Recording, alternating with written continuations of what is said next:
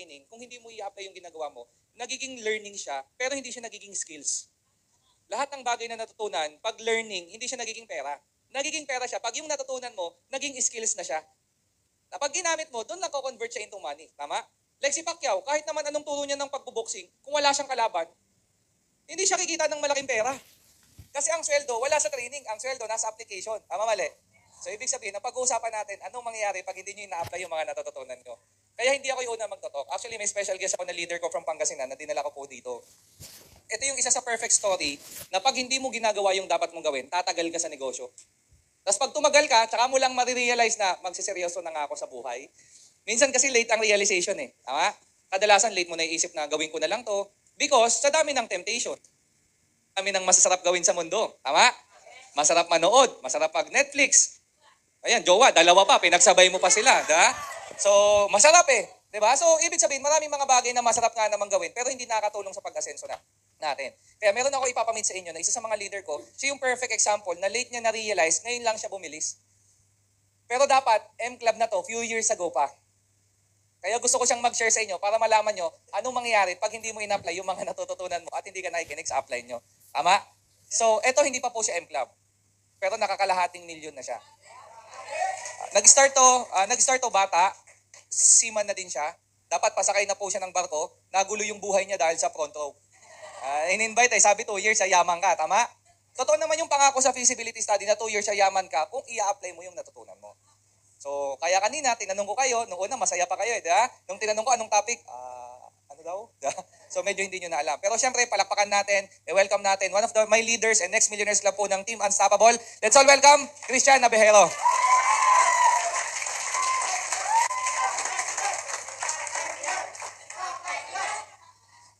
Hello! Hi!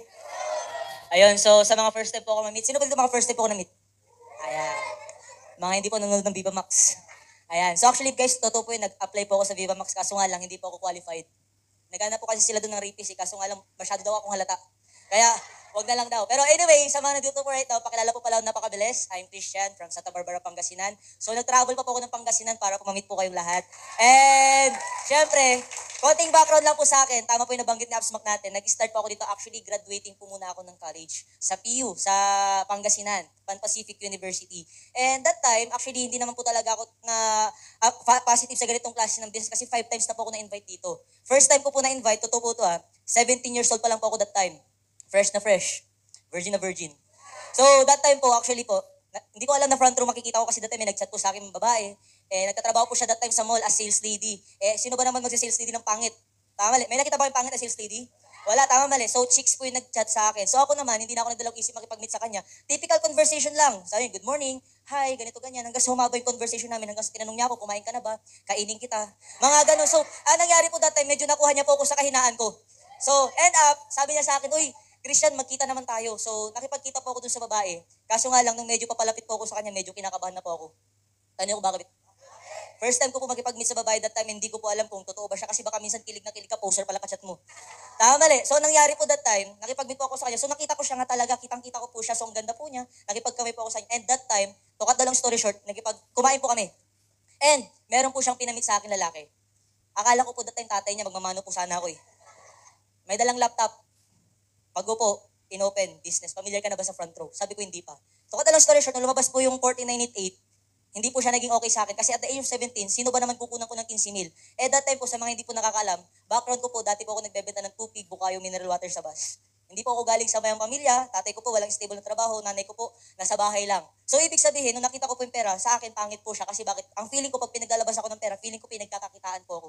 So, end up, hindi po ako sumali, namura ko pa po yung babae. Kasi sabi ko that time, akala ko magkikita lang tayo, ba't magbabayad na ako? Buti pa yung mga babae sa online, magkano lang? Ikaw 15,000, sabi ko sa kanya. Kaya alam mo nangyari that time?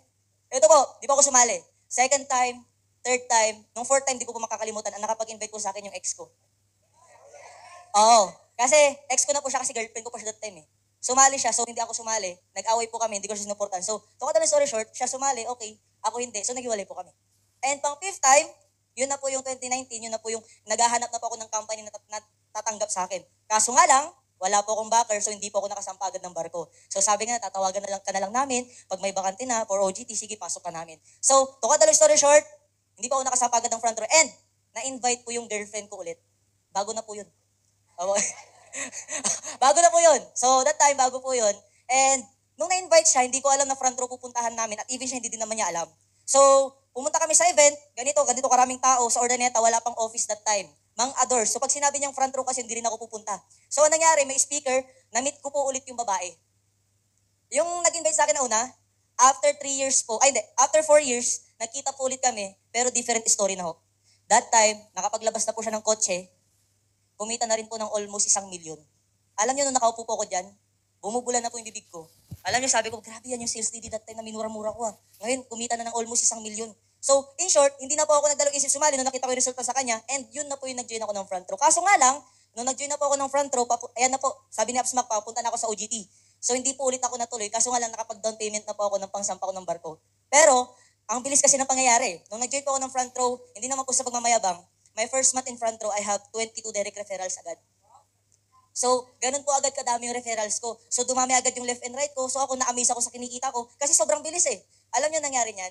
Nung bumibilis na po yung nangyayari sa akin, doon na po pumasok yung love life. Yung girlfriend ko, kasi may girlfriend ako that time eh. And, yan na yung nag-aaway na kami. Wala na daw akong time sa kanya. Hanggang sa that time, may meeting kami sa McDo, wala pa kasing office. 30 members yun, DR ko lahat yun. Alam niyo nangyari? Pumunta siya doon sa meeting namin, sinigaw niya ako, "Hoy! Yan na lang ba gagawin mo habang buhay? Wala ka ng time sa akin. Yan na lang bang front row, atupagin mo?" So alam niyo nangyari that time, napahiya po ako sa members ko. Then, end up, kinausap ko siya, huwag kang magingay dito kasi bakit nakakaya sa mga tao. Hindi! Pili ka! Front row o sila!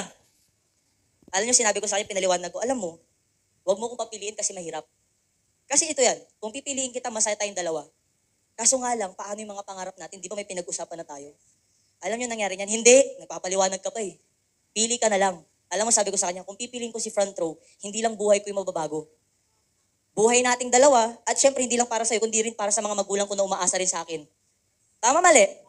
Kaya alam niyo nangyari po niyan, sinabi niyo rin, hindi, pili ka. Pumili pa ako that time, sabi ko, kung maantay mo ako ng after 3 years, sige. Kung tayo talaga, tayo talaga. Nagiwalay po kami that time on the spot, and after po namin magiwalay, umiyak po ako sa upline ko. Alam niyo yung tsura ng umiyak? Huwag ko na ipakita dito ha. Ayun, hindi pa ako ganun kakilala ni Upsmack that time, hindi pa niya ako totally ganun kakilala. Meron pa akong mga upline na nakakasama that time. So, niyakap niya ako. Then, after that, after nang hiwalay na yun, mas lalo po akong bumilis. Tanong niyo kung bakit? Kasi dati, nung may girlfriend po ako, nahahati po yung oras ko. Tama, mali? Yun nga lang, after that, 2019 to 2020, yun na po yun, nakakapasok na po ako sa top earner ng Ordaneta, top superstar ng company. Alam niyo nangyari nun? Nung maganda-ganda na po nangyayari sa akin, pinanunuhan ako, okay na. And that's the time na-meet ko po si Upsmack. Nung na-meet po ako ni Upsmack, I have already 60 active members. I have 30 sa left, 30 sa right. Alam niyo nangyari niyan? Tanong niyo kung ano? Nung nakita po kami, pinanuhan ako ni Upsmack. Oh, next month, goal mo, dapat makapag-set ka na ng GA na sarili mo. Alam niyo, 3 po kami, kasama ko yung 2 upline ko. Tinulungan nila ako, nakapag-create po kami ng active na 75 members. So alam niyo, good news? Tanong niyo ano? Ayun, nung okay na po yung nangyayari sa akin, ayun, ang sama kita ng may sarili kang grupo, tama mali. Yung may pinupuntahan kang ibang lugar, ibang barangay, ibang probinsya, tama mali. Kaso nga lang, sabi nga nila, pag maganda na nangyayari sa'yo, yun na yung nagpaplano kami na Upsmack na, oh, dapat 2020, maglabas ka na ng kotse mo ha. O dapat ito, 2021, dapat 2020, M-Club ka na ha. Kasi bakit? May active na ako na members left and right that time, so meaning mabilis na lang yun, tama? Alam nyo nangyari nun? Nung naghahanap ako ng magpipicture sa grupo ko, kasi picture na pa, ending JA eh. First JA, ginanap na, okay na, masaya. May nakita po akong babae.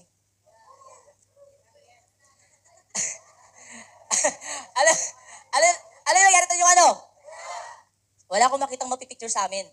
So, ngayon, merong isang babae, huwag ko ng pangalanan, baka iba kilala yun, pero hindi ko na sasabihin. Basta yun, meron akong isang member na nakita doon, so maganda. Yan. Oy. Basta yun, basta maganda siya, okay siya. For sure, maganda rin yun para sa inyo, pero basta maganda siya. Tapos, alam mo yung inaabot ko na sa kanya yung cellphone, nag-slow motion. Pwedeng pa-picture kami. Alam niyo nangyari? Pinicturean niya kami. Then after that, sinat niya ako, binula-bola niya ako. Apps! Oy, wag niyo gagayahin to ha. Apps! Ang cute mo pala sa malapitan, no? Alam niyo, ginanon niya ako. Apps! Apps, anong ginagawa mo? Hanggang sa, alam mo yun, nakalimutan ko na alam mo yung mas, inuuna ko na yung reply sa kanya kaysa sa mga inquiries ko. Pag nag-good morning siya, may reply, good morning din.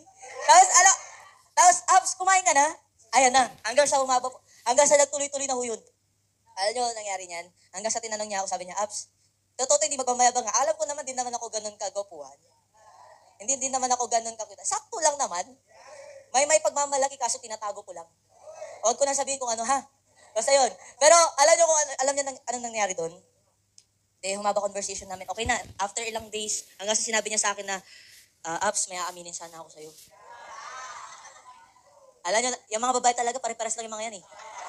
Oo, alam nyo, totoo yun. Totoo yun. Kapag alam nilang gusto natin sila, kukunin nila tayo sa kahinaan natin eh. Tama ba, boys?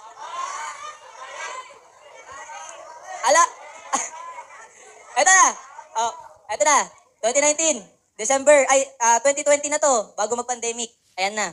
Hanggang sa dumating sa point, nung medyo naging mahaba na yung pag-uusap namin, hanggang sa sinabi ko, okay naman. Hanggang sa ayun, hindi ko inakala. Nagulat na lang ako, sinurprise niya po ako dun sa bahay.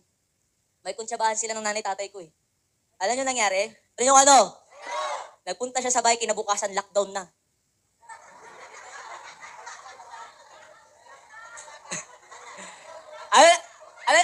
Ano yung nangyari? Nagka-jowa ka ng di mo ginugusto.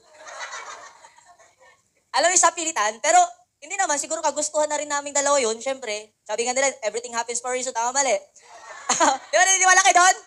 Sabi nga ni Upline, di ba? Lahat ng nangyayari may dahilan. Naalala ko yung sinabi nung Upline ko si Abs, Christian ha, focus muna, malapit na. Dapat mag-M club ka. Kaso nga lang, sabi totoo talaga yun eh. Kung kailan may mga magaganda nang nangyayari sa inyo. Sa atin, minsan dyan darating yung temptation. Yung mga bagay na nakakapagpabagal sa'yo, makakapagpahinto sa ginagawa mo, ang tawag doon, naalala ko, sabi ni Abs Crisel sa akin yun, yung goal blocker. Naalala niyo yun? Dumating po sa akin yung time na, alam ko naman magiging mali, pero syempre, dumating po ako sa point na ang nagdesisyon sa akin, since madalas ko na siyang kasama, yung puso ko na. Alam niyo, naging kami, then, ayun, naging okay pa nung una, sabi nga nila, pag paras kayo ng ginagawa, masusuportan niyo isa't isa, tama? Alam niyo nangyari? Humaba po yun ng almost 3 years po yung pagsasama na niyo. Unang taon, kiligan pa. Ayan, alam mo yung masaya pa? Second year, ayan, yung medyo, ayan na. Ano, medyo meron ng selosan, meron ng awayan, meron ng pagdududa. Ayan na. Alam niyo nangyari? Third year. Paano niyo kung ano nangyari? Nung time na naalala ko na, yung napansin ko na napapabayaan ko na yung grupo ko, nung napapabayaan ko na yung mga members ko, nung, alam mo yun, nakakapagpasali pa din naman ako. Nakakabuo pa din naman ako. Kaso nga lang, yung nabubuo ko nawawala. Alam niyo nangyari? Nakakapagod. Nung nafe-feel ko na yung ganun, sinabi ko sa kanya na, okay lang ba mag-focus muna tayo for the next 3 years? Kaso nga lang, hindi po nangyari yun. So, after 3 years, alam niyo na iba na yung parang takbo, parang nag-iisip na siya ng ganito, gusto niya na parang settle down, ganito, ganyan, ang dami niya nang gustong mangyari. So, ako ayaw ko pa. So, end up, hindi na po naging healthy yung relationship namin. Sa totoo lang, sa mga in a relationship or sa mga single right now, for me, kung single ka, stay single. Kasi bakit? Alam niyo kung bakit? Sa umpisa lang masaya. Oo, sa umpisa lang masaya. Pag tumatagal yan, alam nyo nangyayari niyan? Pumapait na. Pero ayun na nga, ang dami nakaka-relate ah. Pero going back, ayun na nga, going back, ayun na, after 3 years, yung pinaka-worst year ko talaga sa buhay ko is yung 2022. Na huli ko siya na nag-cheat. So, alam nyo nangyari? Buti na lang talaga nang nakita ko yun nang hindi pa kami kami nagsasama talaga totally. End up. Alam nyo, totoo yun. Babalik tayo dun sa everything happens for a reason. Siguro kung nag-decide akong pakasalan siya that time, or kung nag-decide ako na makasama na siya habang buhay, siguro mas sira yung buhay ko ngayon. Tama mali. Alam nyo, isa sa mga pinagsisiyan ko, fast forward natin, nung nangyari sa akin, na-realize ko na tama pala lahat ng turo sa akin ng upline ko. Alam mo yung sinabi sa akin ni upline na, Christian ha, wag mo nang magjojowa. Christian ha, wag mo nang magiinom. Christian ha, iwasan mo muna yung mga ganito. Nung una, di ko siya naiintindihan eh. Kasi, totoo ba, yung mga new members or kaya yung mga medyo tumatagal na, feeling mo minsan kapag pinipigilan ka ng upline mo, feeling mo kontrabida siya, di ba? Pero hindi mo ba alam kaya niya sinasabi sa'yo yun kasi ayaw niyang mangyari sa'yo, baka yung nangyari sa kanya? Tama mali. Alam mo, one thing na na-realize ko, na dapat, Millionaires Club na dapat ako, 2021 pa lang eh. Yung dapat na, alam mo yun, naging mabilis, mas lalong bumagal. Alam nyo, sa totoo lang, isa sa mga pinaka natutunan ko sa buhay, yun yung siguro, magtiwala lang tayo sa mga turo ng mga uplines natin sa atin. Kasi bakit? Wala naman yung sasabihin sa atin na hindi makakatulong sa atin. Tama ho ba? Remember nung binibasic training ka pa lang, anong sabi sa'yo ni upline? Number 1 rule, yes apps. Minsan, akala mo kontrabida sila, pero totoo niyan, makakatulong talaga yun sa atin eh. Tama mali? Tama? Kaya alam nyo nangyari no, nung na-realize ko po yun, 2023, yun na po yung nag-i-start po ulit ako. Alam niyo, nag-build ulit, nag-start ulit from zero, hanggang sa nakabuo ulit. Ayun, right now po, ito na. Yung 300K ko po last year, umabot na po ng lagpas kalahating milyon this year.